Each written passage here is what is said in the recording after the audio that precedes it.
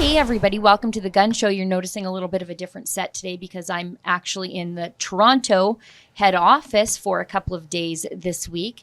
And incidentally, joining me is a fellow Albertan, Robbie Picard. He is the founder of Oil Sand Strong. And I wanted to talk to Robbie about a bunch of things, including his latest project, which we'll get to in a second.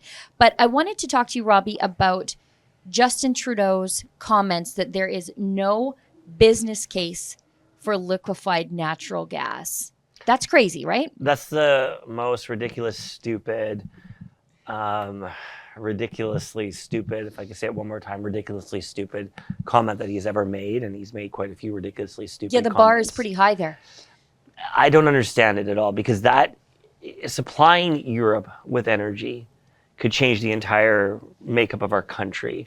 If he's so woke and cares about Indigenous income, economic reconciliation, social programs, dental care, all of the things that they talk about that they want to try and achieve, selling natural gas to Germany, to Europe, would be the best thing that we could ever do. It would benefit every single province. I am blown away that he doesn't think there's a business case for it, and now Qatar is going to benefit from it. So every other country that has enough brains to sell their energy, Russia will continue to benefit from it. And we, once again, have this, I don't know what it is, Stockholm syndrome, whatever you want to call it, that we don't pursue our country's best interest when it comes to energy.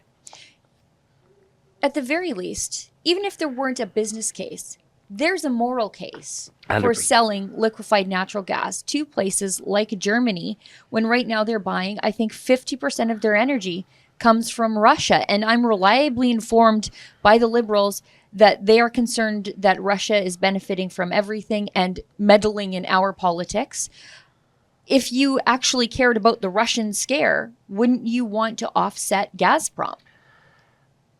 I've been asking myself this question for years. Why don't we pursue our energy needs 100% to stop countries like Russia or Qatar or Saudi Arabia or Venezuela, dictator type countries? We're supposedly have the best environmental standards in the world. We have we're a free country with human rights, and we have ethics, but yet we don't pursue that in the energy sector. I don't understand it. I wish I truly did. I did speak to a bunch of people in Calgary that are involved in natural gas, and their jaws are dropping because this is something that they want to pursue. I mean, Germany, I would make an argument, is ahead of us when it comes to energy. They've already tried wind and they've tried solar, and now they're going back to coal, because coal is cheap and reliable. And if you care about human rights, cheap energy keeps human rights accessible. I am blown away time and time again by this notion that somehow so-called renewable energy is somehow greener and has less impact on the environment. It doesn't. And in fact, I would argue when they pursue this mass production of electric everything to replace gas or diesel powered vehicles, you are going to see more destruction of the planet than you've ever seen. And it's already kind of starting. Now, from what I'm told, there's countries in Europe now that are trying to ban certain times to drive electric cars. They don't want you to plug your electric cars in because you're going to kill the grid. So what this is doing is this is forcing people into poverty very fast for wokeness from, a trust fund, not just Trudeau, multiple trust fund babies who are in positions of power that determine what the world does because of their, because they're elected officials, and it's scaring the shit out of everybody.